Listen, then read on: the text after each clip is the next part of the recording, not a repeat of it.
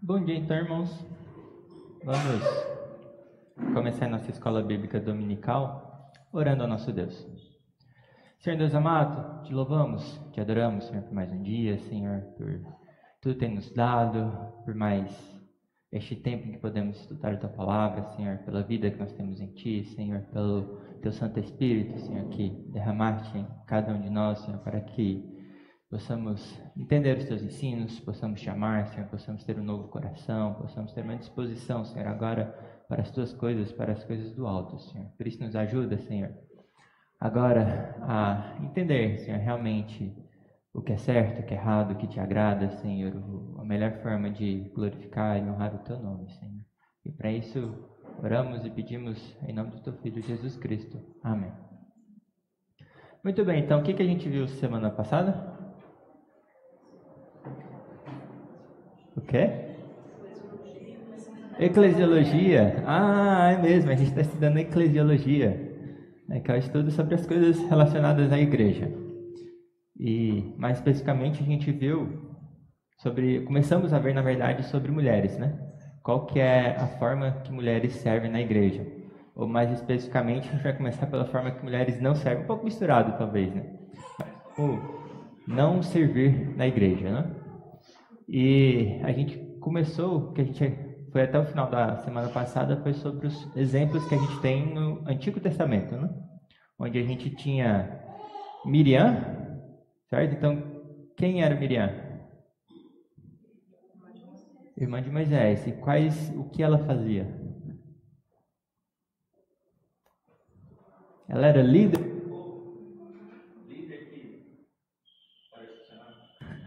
Oi.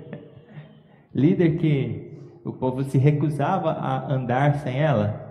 Não, né? Não tinha isso. Apesar de muitos falarem que era uma líder tão importante, que o povo se recusava a sair, mas não era bem isso. Não fala nada sobre isso no texto. É Deus quem tirar mais do que o texto realmente fala, né? Então, o que o texto realmente fala ela era profetisa. Né? Como ela falou lá, acaso Deus tem falado só por Moisés, não falou também por Arão e por mim? Isso não foi nem rejeitado nem nada, a princípio aconteceu. E houveram também outras profetisas. Então, talvez, qual que é o melhor exemplo do Antigo Testamento de uma mulher que liderou o povo? Débora. Débora talvez é o melhor e grande exemplo de uma mulher que foi o quê? Foi profetisa também e juíza. E o caso dela é um caso que ela fez um bom trabalho, governava bem, julgava as coisas, provavelmente junto com levitas, sacerdotes, para tratar das coisas relacionadas à casa de Deus, e ela julgava as coisas talvez civis, né? E o caso dela também tinha um ponto emblemático, que faltava o quê? Um homem liderando, onde ela repreendeu Baraque, né? Porque Baraque não queria ir à guerra, não queria ir sem ela nem nada. E Deus repreendeu Baraque, falou que a glória daquela guerra de ter derrotado Cícera seria de uma mulher e não dele. Aí a gente viu Isaías 3, viu aquela questão, que opressores do meu povo são crianças e mulheres. Essa ideia de que possivelmente a liderança feminina não é algo que está nos desígnios de Deus. Aí a gente começou então, vamos começar hoje sobre os casos do Novo Testamento. Então, as mulheres que lideraram no Novo Testamento. E o primeiro caso ali que a gente vai ver está em Colossenses 5,14. Abram lá, por favor. Tem outros pontos também, Atos, a gente vê isso também algumas vezes. Como Lídia, né? Onde fala sobre as mulheres que hospedavam a igreja em sua casa. Então, Colossenses 5,14. Quem achou pode ler, por favor. Eu errei a referência?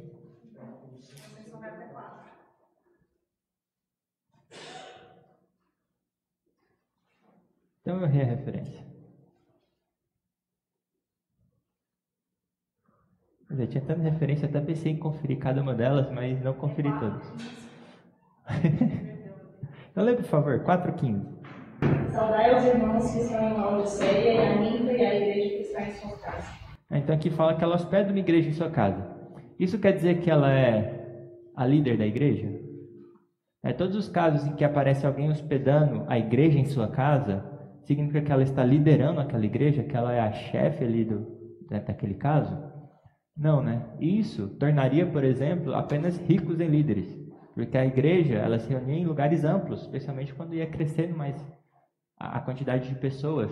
Isso então limitaria a capacidade de liderar para quem tem uma casa grande. Então, em nenhum momento, em nenhum lugar, a gente pode deduzir que hospedar uma igreja em sua casa é liderar aquela igreja. É simplesmente abrir as portas do seu lar, você ajuda, serve a igreja, mas não necessariamente você está liderando nem trazendo a palavra naquele instante. Certo? Então, ter a igreja em sua casa não é sinal de liderança. Outros afirmam de Evódia e Sintique que elas eram líderes. Isso está em Filipenses, esse eu não errei a referência. Capítulo 4, abram lá, por favor. Filipenses, capítulo 4.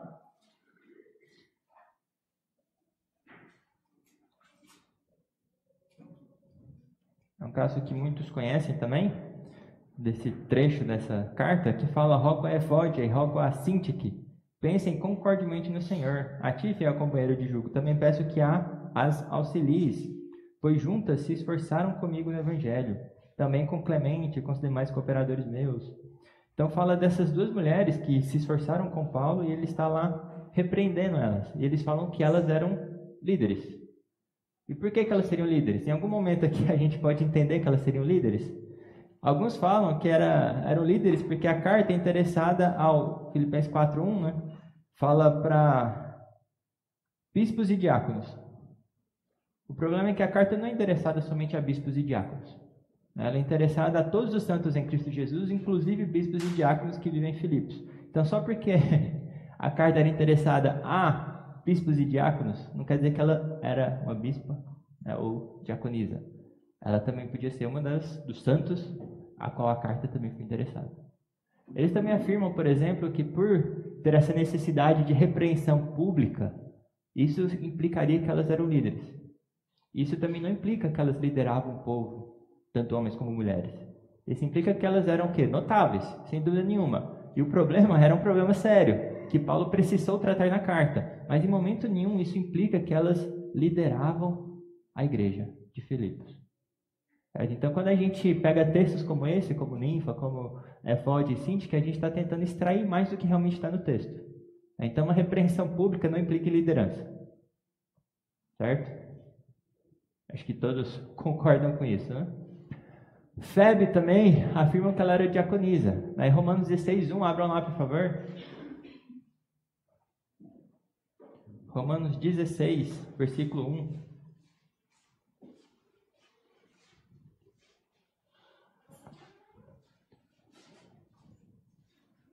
Lá fala: recomendo-vos a nossa irmã Febe, que está... Aí qual que é a palavra que está na Bíblia de vocês? Servindo. Que palavra é essa no grego? Diácono. Afinal, o que significa diácono? Serve. Então, a palavra servir, especialmente que não está como substantivo, não implica em ofício. Afinal, um diácono é um oficial que serve. Certo? Nem todos que servem são diáconos, recebem esse ofício. Então, só porque ela está servindo, não implica que ela tinha um título oficial, ela estava como oficial da igreja. Então, de novo, a gente está tentando extrair mais do que realmente o texto implica. Homens e mulheres servem na igreja e devem servir. Isso não implica em ofício. Certo? Só porque você não é diácono, não quer dizer que você não vai servir na igreja. Você pode ser homem que não é diácono e você deve também servir na igreja com as suas capacidades. Mulheres também vão servir a igreja com as suas capacidades nos limites que Deus determina. Certo? Então, servir a igreja é algo que todos devem fazer. Certo? Não implica em ofício, não precisa nem sequer de ofício. E o outro caso, que é o que a gente vai tratar talvez mais tempo, é a questão de profetisas no Novo Testamento. O que a gente tira das profetisas? Isso implica que pode ter pastoras e mulheres pregando e tudo mais porque existiam profetisas? Vamos ver então os casos que tem sobre profetisas no Novo Testamento, que é Atos 2. Alguém abre em Atos capítulo 2, versículo 17, por favor? E Atos 21, 9. 2,17 na verdade é a profecia de Joel, né? Depois Atos 21, 9. Quem achou Atos 2,17? Pode ler, por favor?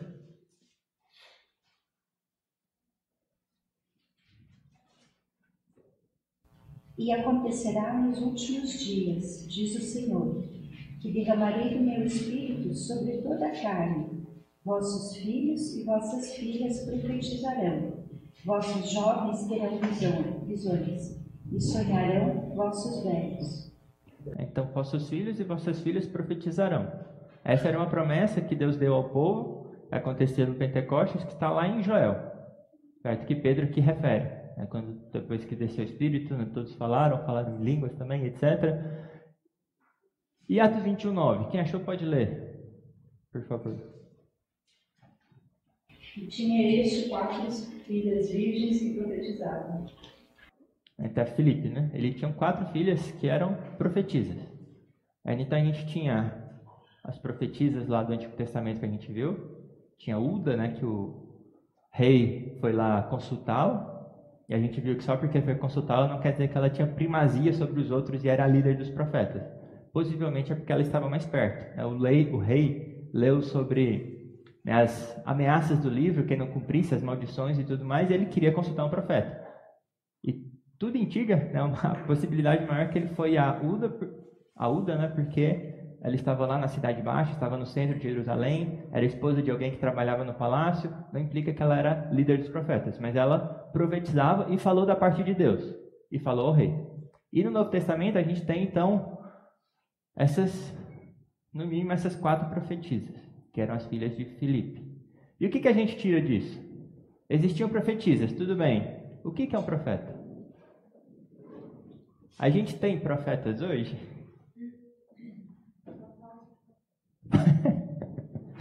Falsos profetas tem um monte, sem dúvida. Mas profetas de Deus.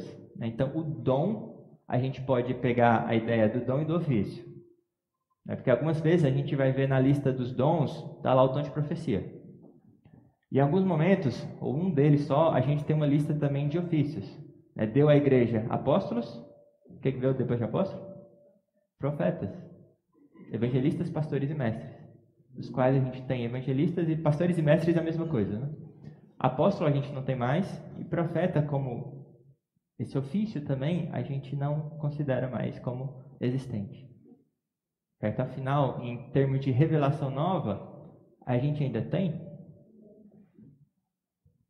Acabou? Tudo que Deus falou, ele já tinha para falar, ele já falou? Toda a revelação já foi completa, né? Em quem? Em Jesus Cristo, que é a expressão exata do seu ser. Que havia Deus falado outrora de muitas maneiras diversas, né? Por diversas pessoas. Nos últimos tempos falou por nós por meio do seu Filho Jesus Cristo, do qual os apóstolos, então, como fundamento da igreja, estabeleceu a doutrina. Apóstolo, morreu, não tem mais. Fundamento é só um. Nova revelação não existe mais. O que é diferente de falar de o Espírito Santo guiar a igreja, porque o Espírito Santo guia a igreja, mas ele não revela coisas novas. Certo? Então não há esse dom, esse ofício de profeta.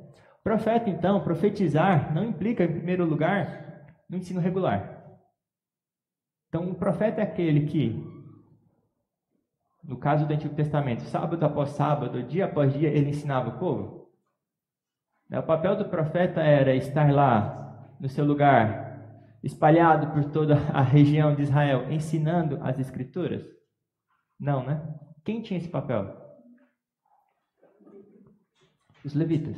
Os levitas foram espalhados por todo o território de Deus para regularmente ensinar ao povo. Oficiar, ministrar no tabernáculo, em todas as questões de sacrifício, etc., e também de ensino. Certo? Então, os levitas ensinavam a palavra de Deus. O profeta, então, ele trazia uma palavra muitas vezes extemporânea, né? Muitas vezes pelo momento, movido pelo Espírito de Deus, não de forma regular ensinando. Certo? Então, o ensino regular era dos levitas, e no Novo Testamento, no nosso tempo agora, a gente vê como um dom e não mais como um ofício. Certo? Então, profetas do Antigo Testamento, eles traziam revelações de Deus. E eles foram sucedidos por quem? Pelos apóstolos.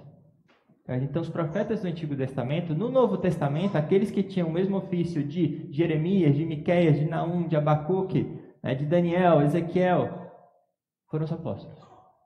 Certo? Os profetas do Antigo Testamento falavam assim, diz o Senhor. Quando eles falavam isso, eles tinham autoridade, porque estavam falando não por eles mesmos, mas por Deus.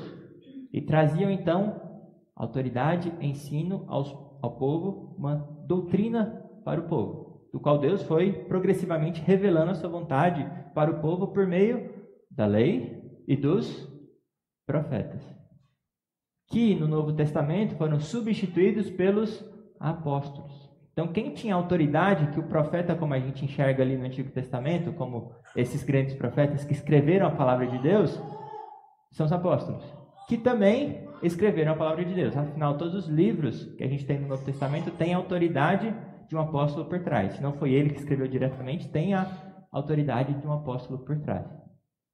Então, quem sucede os profetas do Antigo Testamento que tinham essa autoridade para trazer nova revelação e palavra de Deus, são os apóstolos.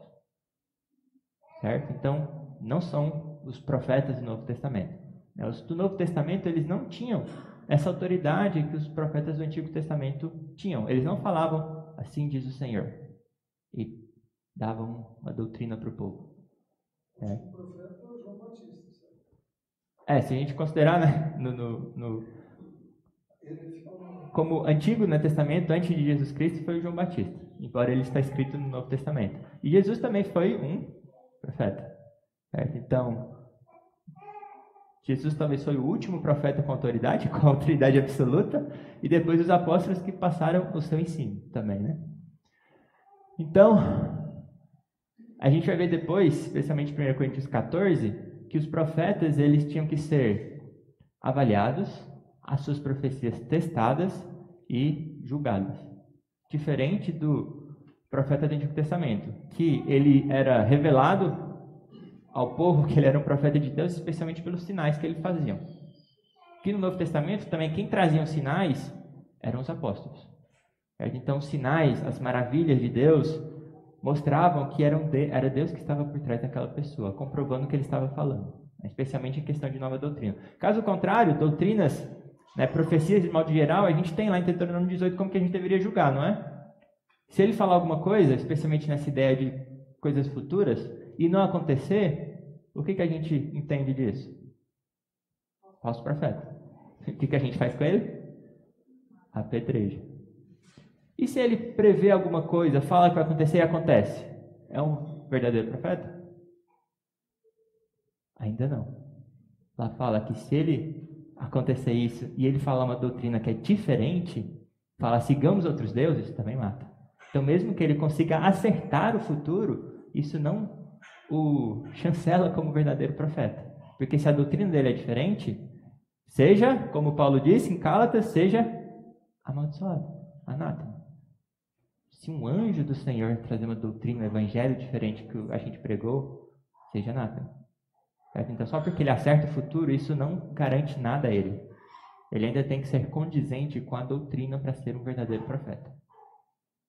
Certo? Então, profetas que trazem nova revelação não existem mais. Profetas do Novo Testamento são pessoas que revelam a vontade de Deus, ou a gente vai ver mais para frente, aplica especialmente a palavra de Deus, mas não traz doutrina nova e deve ser testado e julgado. Tudo que ele fala será julgado, para ver se condiz. A gente vai ver, por exemplo, quem é que pode julgar isso no contexto de um culto público. Tudo bem? Até aí? Outro ponto, então, vamos abrir lá em 1 Coríntios 14, 13, Então, o que fazia um profeta no Novo Testamento? 1 aos Coríntios, capítulo 14.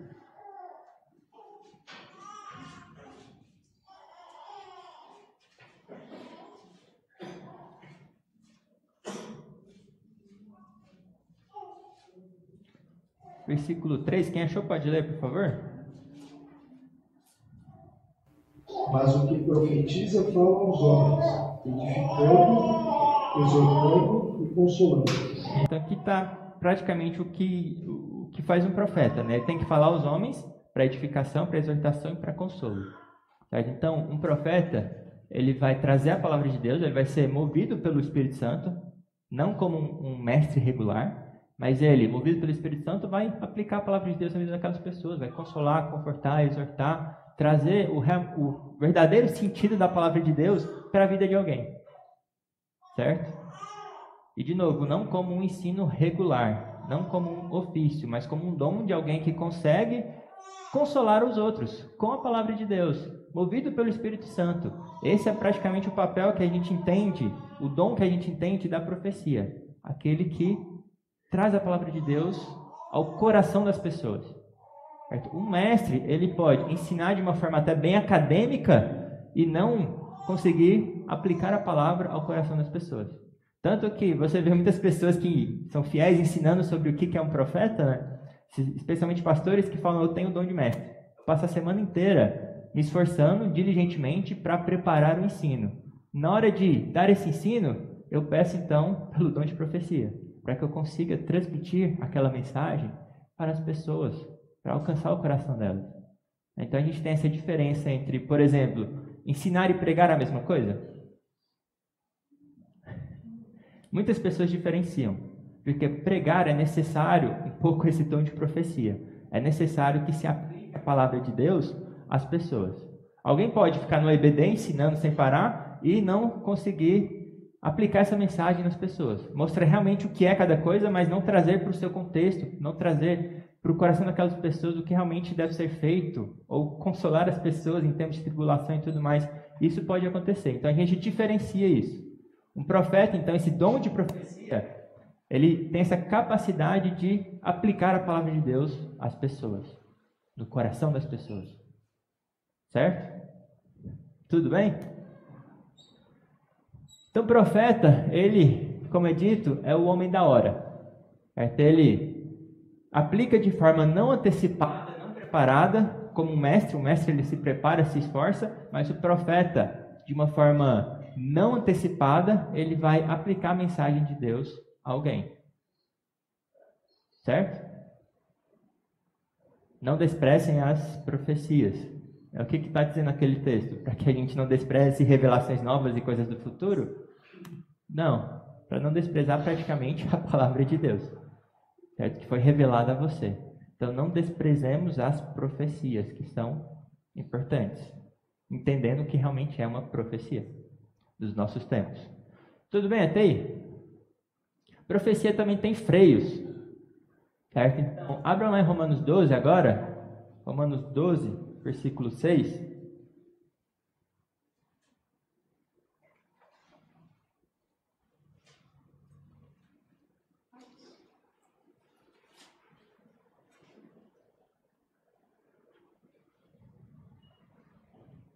Lá está assim: tendo, porém, diferentes dons segundo a graça que nos foi dada, se profecia, seja segundo a proporção da fé. E o que é proporção da fé? Quer dizer que se a pessoa realmente crê, ela pode falar? O fé aqui não é usado com o que você acha que é certo. Aqui muito provavelmente é usado como está lá em Judas, versículo 3, que fé é sinônimo de doutrina. Então, se você vai profetizar, seja segundo o que você sabe da palavra de Deus, segundo o ensino de Deus. Então, profecia não é segundo o que você acha, o que você crê que é certo, mas segundo o que a doutrina ensina. Então, se você se aprofundou na doutrina, você profetiza segundo o que você sabe da doutrina. Ela é limitada pelo seu conhecimento do ensino de Deus. Afinal, se você vai aplicar a palavra de Deus, você tem que aplicar o que a palavra de Deus realmente ensina. Caso contrário, você está de novo sendo um falso profeta. Então ela é... Deixa eu só comentar isso que você está falando. Eu tenho dado aulas lá no nosso seminário sobre pregação, prática da pregação. E uma das coisas que eu pergunto para o pregador, a cada semana um dos alunos prega. E a gente avalia então o sermão do aluno. E aí uma das perguntas que normalmente a gente faz para ele é se ele sabe o que ele está pregando. E uma coisa é ele pregar, outra coisa é ele saber o que ele está pregando. Ou seja, qual é a doutrina que tem aí nesse texto? Você sabe qual é a doutrina que tem aí? Não é? Então vai bem de encontro a isso que você acabou de dizer que o texto fala, segundo a proporção da fé. Você não pode pregar aquilo que você não conhece, aquilo que você não sabe, aquilo que você não entende. Não é simplesmente pegar um texto, ler aquele texto, eu estou pregando. Você sabe o que está pregando? Qual é o significado disso? Qual é a doutrina que está aí? Qual é o ensino do Senhor? Então, Então, só para ilustrar aí um ponto. É, no mínimo, perigoso, né? Pregar sobre o que não sabe. Não é à toa que Tiago fala, né? Não sejam muito entre vós mestres, porque será cobrado. Então, se você ensinar erro, você vai ser cobrado por isso. É algo sério. Então, não sejam muitos mestres, porque você tem que ter a doutrina para realmente falar da palavra de Deus. E ela tem que ser julgada. Tá? Então, as profecias serão julgadas para ver se elas realmente são de Deus ou não. Que é o que está lá em 1 Coríntios 14, no versículo 24, na verdade, 20 para frente. No 24 fala, porém, se todos profetizarem e entrar algum incrédulo ou indouto, é ele por todos convencido e por todos julgado. Tá? Então ele deve ser julgado. A gente vai ver mais para frente também que a profecia, acho que ainda em 1 Coríntios 14, ela deve ser julgada. Certo? Depois a gente vai ver por quem ela deve ser julgada no contexto de culto público, mas ela tem que ser verificada se é de Deus ou não. Então, profecia vai ter freios. E atualmente, e naturalmente, esse dom de profecia ele foi acoplado, como a gente fala, foi unido ao ofício de pastor. Tem que falar em pausas, né? Ao ofício de pastor e mestre, que é a mesma coisa. Então, quando fala pastor e mestre, um ofício só. Como a gente fala presbíteros, né? Presbíteros, pastores, presbíteros, seria o mesmo ofício. A gente tem presbíteros, docentes e regentes, mas todos têm a necessidade de ensinar e de pastorear. Então, esse dom foi naturalmente unido ao ofício de pastor e mestre, mas não é necessariamente unido a ele. Outras pessoas, como a gente viu, as filhas de Filipe, também podem profetizar. Profetas ainda podem levantar-se, e aqui um cuidado muito grande, em meio a um culto ou um EBD, por exemplo, e profetizar, e serem julgadas. Certo? Então, é um caso que eu vi Nicodemos falando, por exemplo. Se uma igreja se desvia e tudo mais, e uma mulher movida pelo Espírito Santo, um homem movido pelo Espírito Santo, vê aquelas heresias sendo ditas no púlpito, a heresia sendo faladas no púlpito, ela pode se levantar e profetizar. Teve um caso até que eu vi, nesse caso era um falso profeta, que ele foi enviado por um grupo de igrejas que eram contra o John MacArthur. Ele foi enviado à igreja lá no meio do culto, ele levantou e começou a amaldiçoar o John MacArthur. Profetizar contra ele. Nesse caso foi um falso profeta. Um falso profeta, onde a igreja o julgou como um falso profeta, porque ele falou o contrário à doutrina de Deus. Então, nesse caso, seria alguém trazendo a mensagem de Deus, movida pelo Espírito Santo, que se revoltou com a heresia que foi anunciada no meio da igreja. Porém, tenha muito cuidado para fazer isso. Que a profecia deve ser, de novo, segundo a doutrina. Se um erro é falado no púlpito, a gente se levanta para o culto, interrompe. Isso vai fazer o quê? Vai estragar a ordem e a decência do culto. Certo? Agora, se uma heresia é pecado, uma heresia mesmo, qual que é a diferença de um erro para uma heresia? A gente está totalmente certo em tudo que a gente ensina? A heresia nega os fundamentos, os princípios. Se alguém prega que Jesus Cristo não é Deus, a gente vai ficar parado?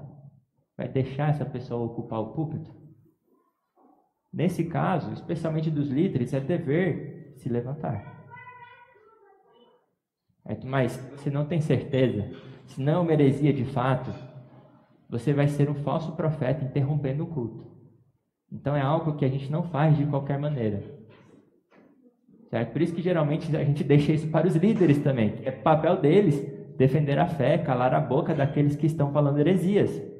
A gente vai ver depois nas características do líder.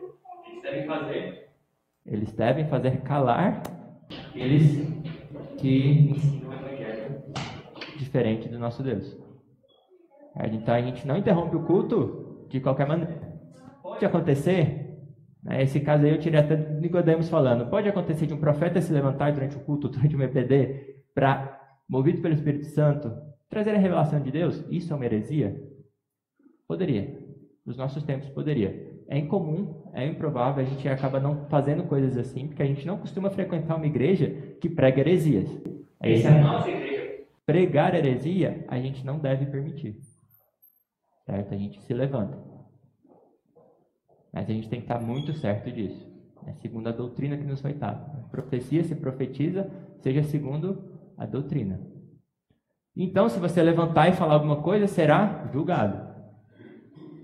certo? Então, se você falar algo, a igreja vai se reunir, vai discutir, vai ver se você falou algo que está da parte de Deus ou não, e vai ser então dado, esse é um falso profeta ou não. Tudo bem? Esse é o dever da igreja. Tranquilo? Priscila e Áquila, então. A gente viu que nos casos do Antigo Testamento, o melhor exemplo que a gente tem para a liderança feminina era o de Débora, né? E do Novo Testamento, normalmente, qual que é o melhor exemplo? Priscila. Por que Priscila é o melhor exemplo ou mais usado para a liderança feminina? Priscila e Áquila, quem eram? Um casal? Ensinaram Apolo. Aí Priscila, das 6 vezes que são esses textos aí, a gente não precisa abrir em todos, 4 dos 6, Priscila aparece na frente.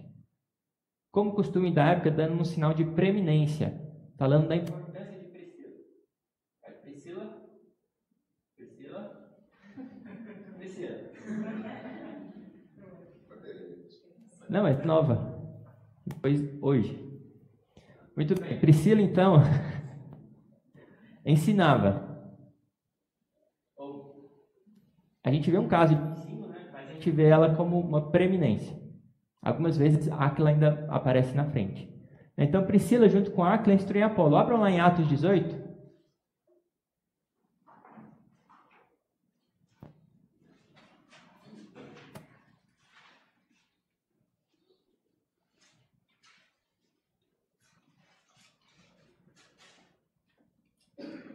Atos 18, versículo 26. Quem achou pode ler, por favor.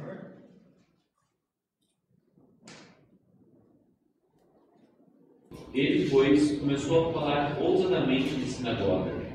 Ouvindo-o, porém, Priscila e Áquila, tomaram consigo e com mais exatidão expuseram o caminho de Deus. Então, esse texto mostra que Priscila e Áquila, os dois juntos, estavam ensinando Apolo. E quem era Apolo? Ou quem veio a se tornar Apolo? Um líder de extrema importância na igreja primitiva. Que ensinou e instruiu muitas pessoas, que ele já sabia muitas coisas, embora ele não sabia com exatidão e se aprofundou, né? Começou a ensinar mais acuradamente as coisas para Apolo.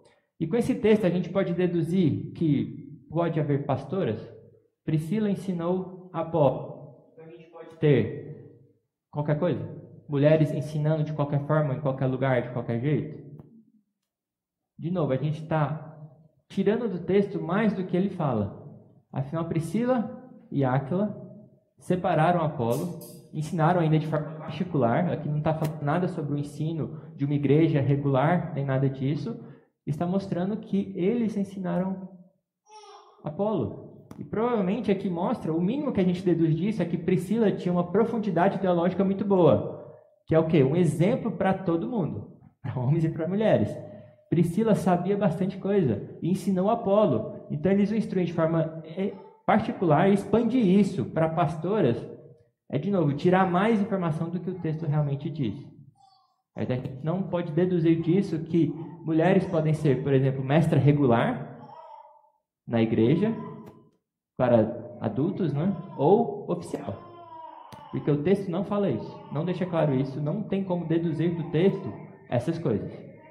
Então o texto demonstra claramente, né, no mínimo, que mulheres são capazes, ninguém nunca nega isso, e voltando ao que a gente falou na aula passada, né, a questão de complementarismo e equalitarismo, os dois afirmam que mulheres e homens são iguais em dignidade, em valor, em capacidade, algumas capacidades, né, que mulheres e homens não são iguais em tudo, certo?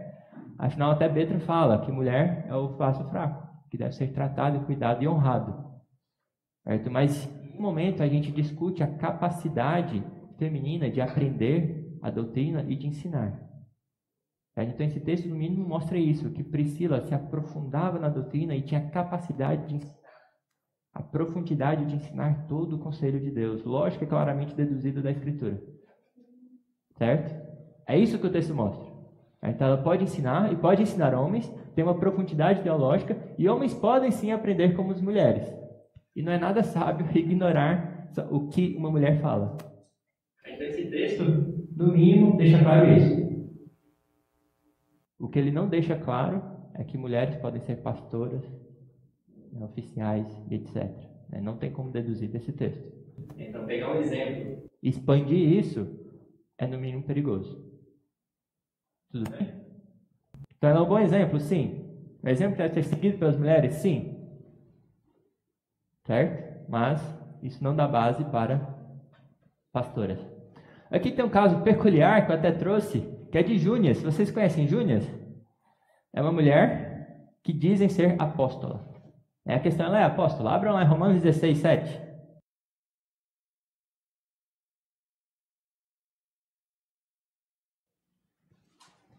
Quem achou pode ler, por favor.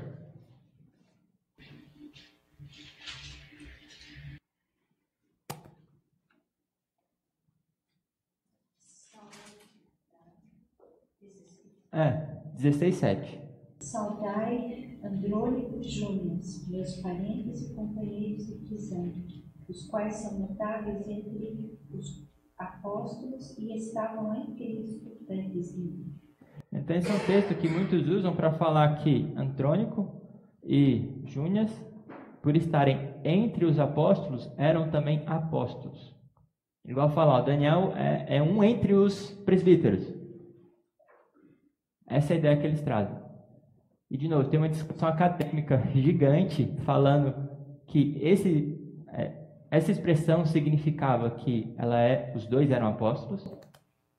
E depois disso, ainda alguns artigos, depois disso, falando que esse texto, essa expressão, não implica isso de forma nenhuma. Então, muitos usam esse texto para falar que haviam apóstolas. Isso não é verdade. Não tem de novo como deduzir disso. É porque se haviam apóstolos, poderia sim haver pastoras e tudo mais.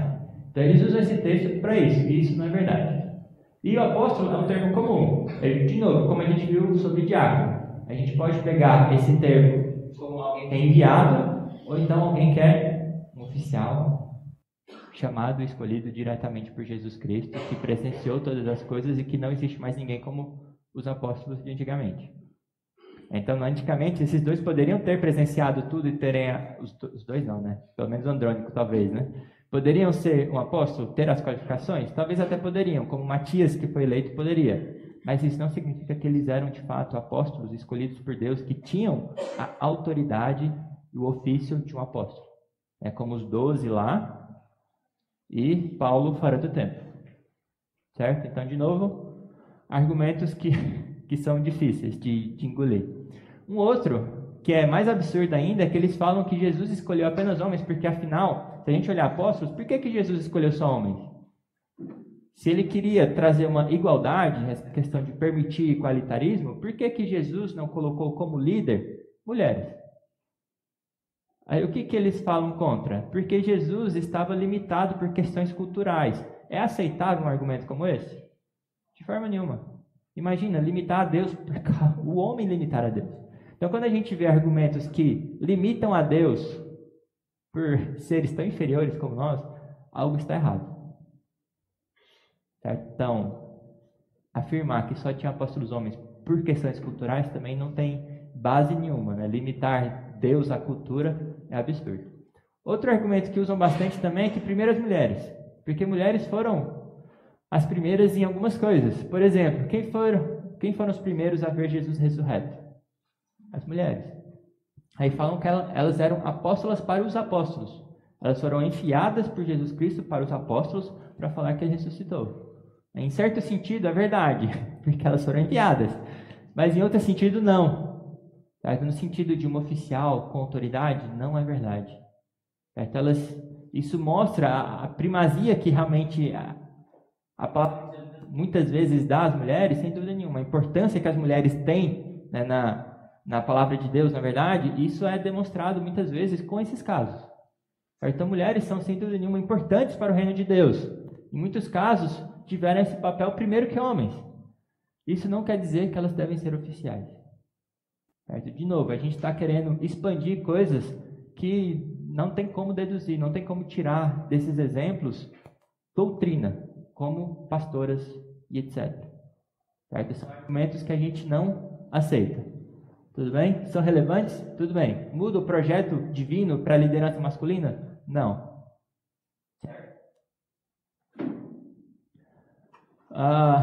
Vamos então para 1 Coríntios 11. O seu Milton tinha perguntado, falei que ia chegar na aula passada de 1 Coríntios 11, não cheguei. E hoje ele não veio. 1 Coríntios 11.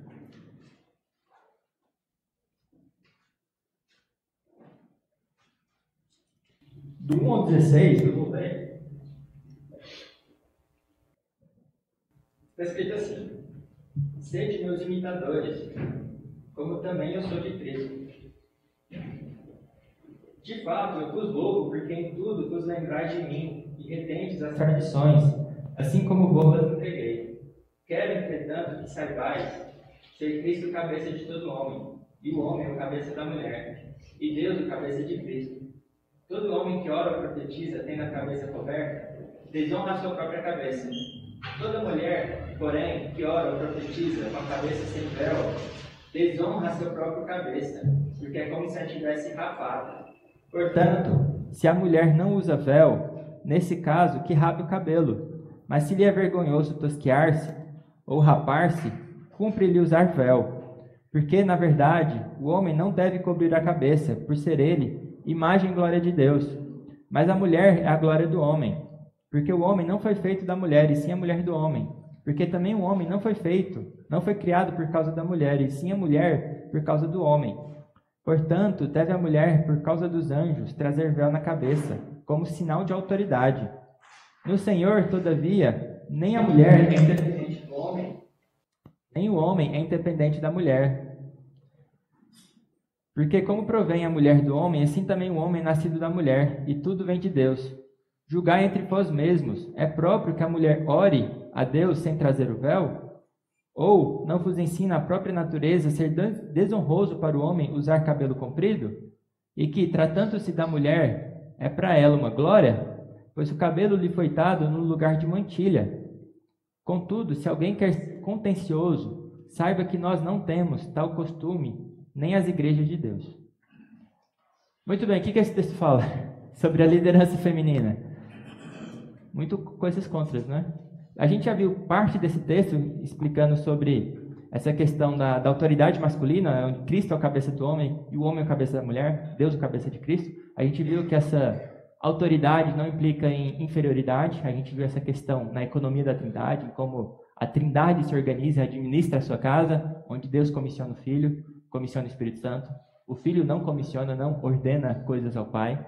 Muito pelo contrário, ele se submete ao Pai, fala que a sua comida e a sua bebida é fazer a vontade do Pai. E isso não tira a sua santidade, né? A Trindade toda é codigna, né? Tem a mesma dignidade, honra, santidade, glória. Né? Então isso não implica inferioridade, mas a gente vê claramente essa questão da autoridade. E a autoridade masculina é um projeto divino, que a gente viu que não é uma maldição da queda, mas é pré-queda.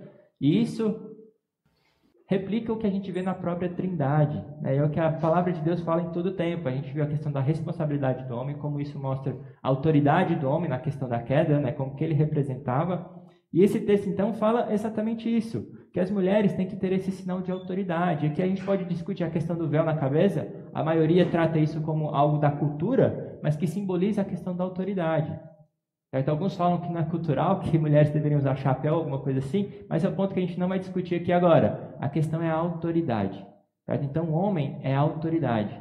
E na igreja isso tem que ser claro. É desonroso, é vergonhoso o homem que é autoridade usar véu. Porque ele está aqui representando a Jesus Cristo, com a autoridade. Quando ele mostra submisso, é incoerente, inconsistente, vergonhoso. Ele que deveria ter autoridade se mostrar submisso. E a mulher, o contrário. Ela que deveria mostrar submissão e honrar e glorificar e mostrar a glória de Cristo nisso, sendo submissa ao seu marido e à autoridade da igreja, se mostrar com autoridade insubmissa. Tirar o seu véu, né, e mostrar insubmissão e rebeldia nisso. Então esse texto deixa claro que é desonroso, que não deve acontecer. Para os dois lados. Mulheres, não tirem o véu.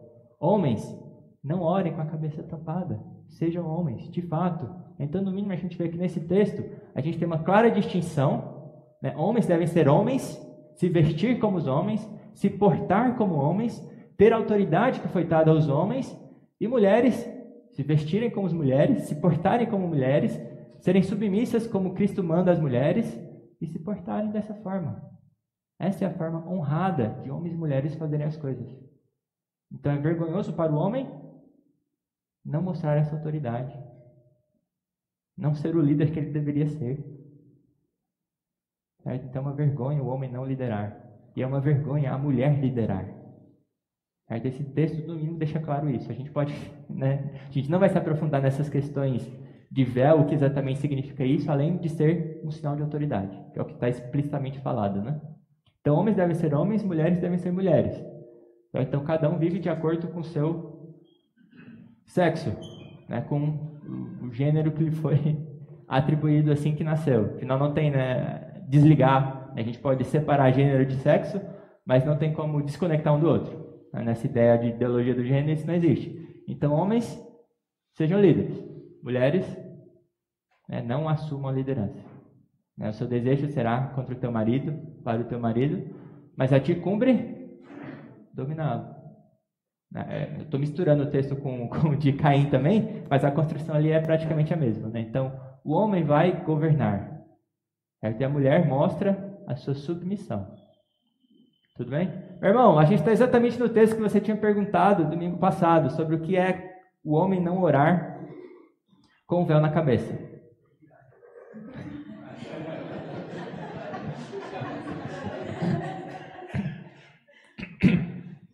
E o que a gente falou é que é a questão de autoridade. Então a mulher usa o véu na cabeça por mostrar ser submissa, e o homem não pode mostrar essa submissão. Afinal, foi dada a ele a autoridade, né? A comissão de liderar. Então, orar com o véu na cabeça significa que o homem assume um papel de submissão enquanto as mulheres estão assumindo a liderança. Os homens devem liderar e as mulheres não. Então, o que o texto basicamente fala é isso, o principal do texto, pelo menos, né? Então, não é... Aí tem a questão do véu ser cultural, né? Ou alguns falar que não. Mas o ponto principal seria a questão da autoridade. Então, homens devem exercer a autoridade. Certo? Depois a gente pode falar mais também. Muito bem. Vamos para 1 Coríntios 14, então, que é o próximo texto que fala também sobre essa questão, que é 29 ao 40. Lá fala assim: tratando-se de profetas, falem apenas 2 ou 3, e os outros julguem. Se, porém, vier revelação a outrem que esteja assentado, cale-se o primeiro, porque todos podereis profetizar, um após o outro, para todos aprenderem e serem consolados. Os espíritos dos profetas estão sujeitos aos próprios profetas, porque Deus não é de confusão e sim de paz, como em todas as igrejas dos santos. Aí vem um texto polêmico, né, para dizer: conservem-se as mulheres caladas nas igrejas, porque não lhes é permitido falar, mas estejam submissas, como também a lei o determina. Se, porém, querem aprender alguma coisa, interroguem em casa a seu próprio marido, porque para a mulher é vergonhoso falar na igreja. Porventura, a palavra de Deus se originou no meio de vós, ou veio ela exclusivamente para vós outros? Se alguém se considera profeta ou espiritual, reconheça ser mandamento do Senhor o que vos escrevo, e se alguém o ignorar, será ignorado. Então, o que esse texto está falando? Pegando um pouco o gancho que a gente acabou de falar sobre autoridade, vergonha também no 1 Coríntios 11, aqui a gente está em um contexto de profecias sendo faladas. A gente vai então agora julgar essas profecias. Para julgar essas profecias implica o quê? Autoridade. Então o que a maioria entende, ou muitos entendem sobre esse texto, é que a gente está num contexto de julgamento, onde é vergonhoso para as mulheres exercerem essa liderança, essa autoridade. Então quando fala não permito que as mulheres falem, que elas conservem-se caladas, está falando para elas não exercerem essa autoridade e julgarem as profecias, porque é vergonhoso elas exercerem autoridade. Elas não devem exercer autoridade. E, de novo, a gente viu que não é questão de capacidade, mas é questão de ordem da criação, da queda, do desígnio de Deus. Então, é vergonhoso que elas exerçam autoridade e julguem essas profecias. Então, elas ficam caladas. Certo? Isso quer dizer que elas devem ficar sempre caladas e no culto elas não podem falar nada? A gente já viu que não. A gente já viu o caso delas orarem e tudo mais, todas as questões que a gente não foi comentando ao ponto de tudo isso, né? A gente viu elas fazendo muitas coisas, inclusive em contexto de culto, né? Orando, né? Cantando e etc. Isso pode fazer, o que elas não podem é exercer autoridade. Certo? Por quê? É vergonhoso. Isso não é assim. E Paulo aqui ainda fala, né? Se alguém considera profeta espiritual, reconheça. Por acaso a palavra de Deus veio a você? Foi dada a você essa autoridade, esse conhecimento? Você tem a doutrina de Deus mesmo? Se você tem, me mostra, né? Fala qual que é a doutrina de Deus. A doutrina é essa. Mulheres não exercem autoridade. Então, no contexto de exercer autoridade, as mulheres se conservem caladas. Certo? Tudo bem? Então, de novo, caladas em silêncio aqui não implica que elas não participam do culto a Deus. Mas a gente vai ter, né, o que pode e o que não pode, né? Os ofícios que ela pode assumir, ou que ela não pode assumir, e o que ela pode, né? O que ela pode, né? Se pode pregar ou não, e etc.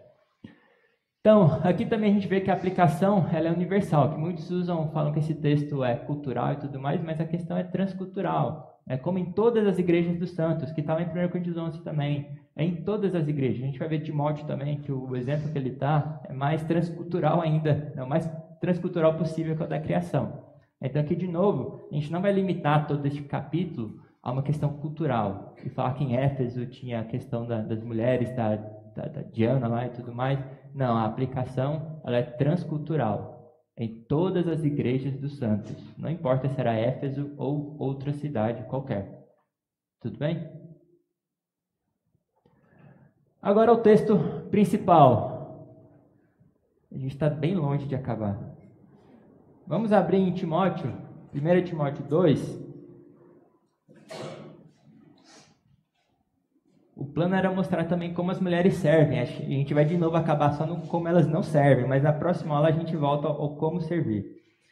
Então, 1 Timóteo 2, 9 ao 15, na verdade do 8, vou começar do 8 ao 15 até o final, está escrito assim: Quero, portanto, que os varões orem em todo lugar, levantando mãos santas, sem ira e sem animosidade. Da mesma sorte que as mulheres, em traje decente, se atafiem com modéstia e bom senso, não com cabeleira frisada e com ouro, ou pérolas, ou vestuário dispendioso, porém com obras, como é próprio às mulheres que professam ser piedosas. A mulher aprenda em silêncio, com toda a submissão, e não permito que a mulher ensine, nem exerça autoridade de homem, esteja, porém, em silêncio. Porque primeiro foi formado Adão, depois Eva. E Adão não foi iludido, mas a mulher, sendo enganada, caiu em transgressão. Todavia será preservada através de sua missão de mãe, se ela permanecer em fé e amor e santificação com bom senso. O que esse texto fala? O que as mulheres podem e não podem fazer? É o 12 principalmente, né? A gente viu até Isaías 3, né? Aqui tem um contraste muito grande com Isaías 3. As mulheres lá soberbas, emproadas e tudo mais. Aqui as mulheres em traje decente, atafiadas com modéstia, com bom senso e sendo especialmente submissas. Né? Fala para a mulher aprender em silêncio com toda a submissão. De novo, a gente já tratou a questão do silêncio. Né? Não quer dizer que as mulheres não podem falar, por exemplo, no EBD, perguntar e etc. Não é essa a questão. Aqui está muito claro, especialmente com 12, que a mulher não deve ensinar, nem exercer a autoridade de homem. E muitos tratam e discutem se isso são duas coisas ou uma só. De qualquer forma, elas estão bem ligadas entre si. Especialmente no contexto de culto. Tem como ensinar a palavra de Deus sem exercer a autoridade? Afinal, a gente está ensinando o quê? Uma receita que você pode seguir ou não? Uma forma, a moda, ou coisas que você pode seguir ou não? Ou a gente está ensinando o que você deve fazer? Como a gente viu a questão do poder da igreja, ser espiritual e tudo mais, a questão de ensinar o que você deve crer e o que você deve pensar. Então o ensino está naturalmente ligado à autoridade. Não tem como, na igreja pelo menos, não tem como desconectar isso. Então quando a gente está em uma posição oficial, né, em um contexto oficial, como escola bíblica, ou como culto, especialmente na pregação, a autoridade está ligada. Aí Paulo fala, com todo o contexto que a gente viu da questão da liderança masculina, como é vergonhoso a mulher exercer essa liderança, ele fala aqui de novo, bem claramente, que eu não permito que a mulher faça isso.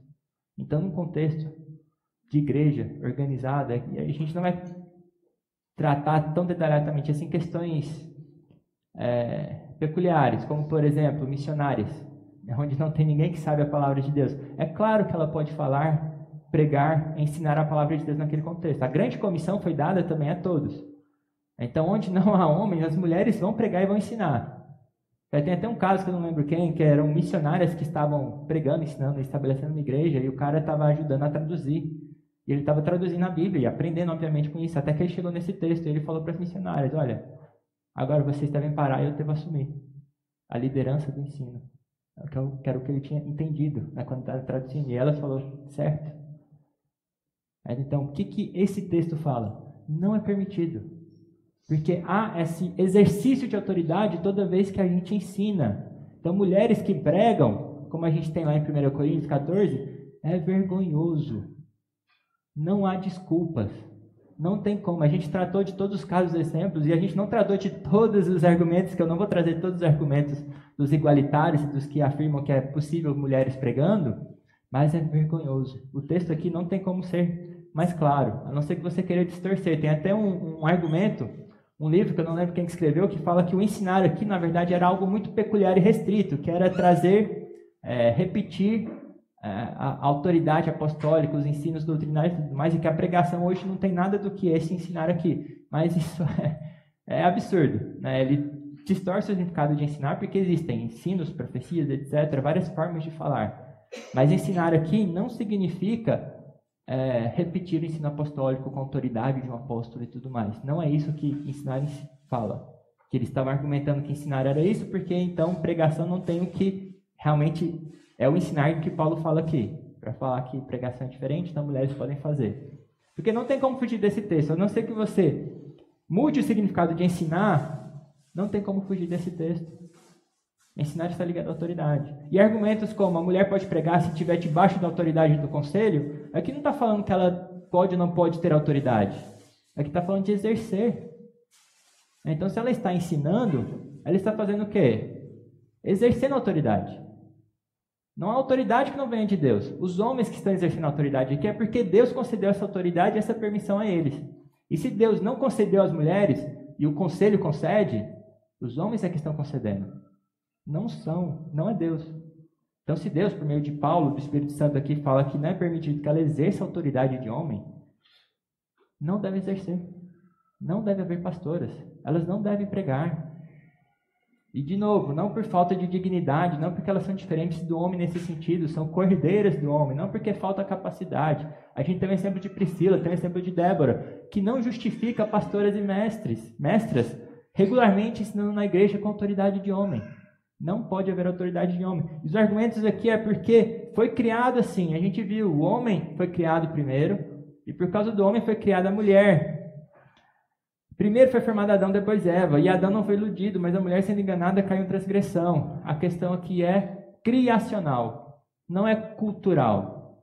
Foi pela criação. Deus concedeu ao homem autoridade, ele vai representar a Cristo no casamento e a mulher a igreja. A igreja se submete a Cristo. A esposa se submete ao marido. A mulher não exerce a autoridade de homem.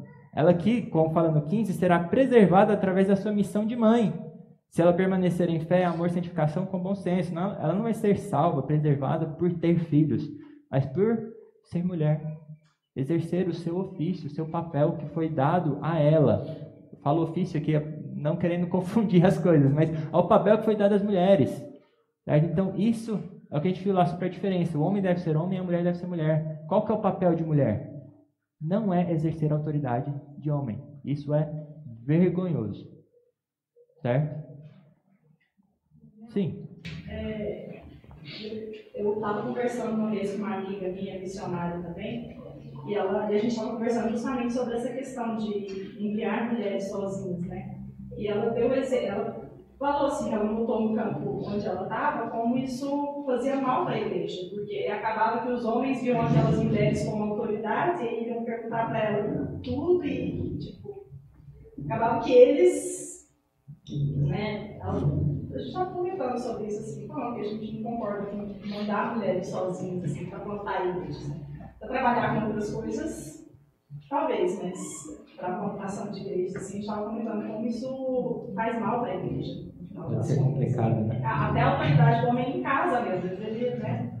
Perguntar para a mulher para missionário, né, como agir, o que fazer, então... É uma questão difícil de tratar, né? Que a gente pode pegar essa questão e tratar em assuntos que a gente não vai discutir aqui. Por exemplo, pode ter prefeita, governadora, presidente e etc. A gente não vai discutir esse caso aplicado para tudo. A gente está tratando de eclesiologia. Certo? Então, a gente pode discutir muitas coisas e tem casos que são peculiares. De novo, exemplos, a gente não é guiado pela filosofia de pragmatismo. Pragmatismo não é a solução de todas as coisas. Se uma coisa funciona, não quer dizer, ou funciona agora, não quer dizer que ela é certa. Certo? Então, só porque teve alguns exemplos, e no caso de missionárias, né? Vários exemplos maravilhosos de missionárias que mudaram países. Agora, a questão de exercer autoridade foi dado ao homem. Então, no culto regular, como Baraga a gente viu, é necessário que se estabeleça liderança masculina.